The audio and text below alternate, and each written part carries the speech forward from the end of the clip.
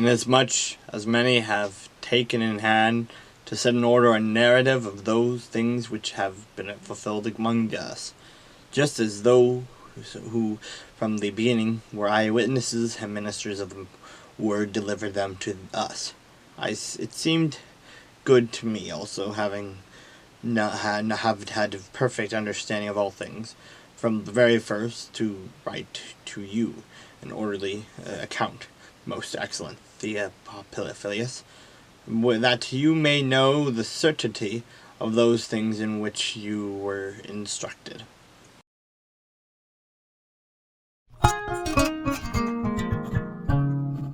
And so it was, when King Hezekiah heard it, and he tore his clothes, covering himself with sackcloth, and went into the house of the Lord.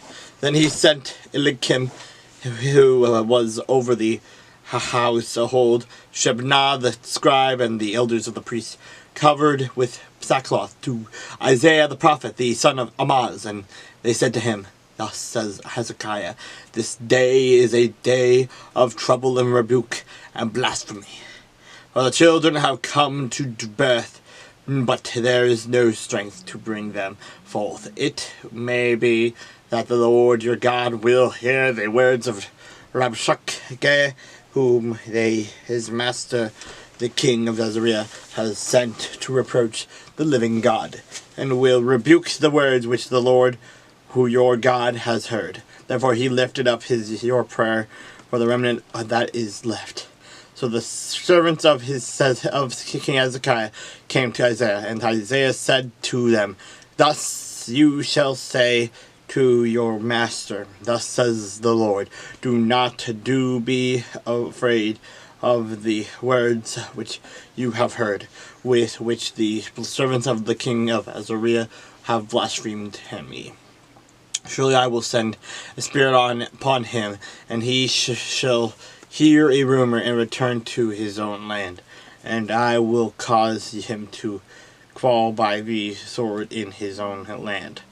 Then the Rabshakeh returned and found the king of Azariah warring against Libnah, for he heard that he had departed from Lachish. And the king heard concerning Tirhakah, king of Ethiopia, he has come out to make war with you.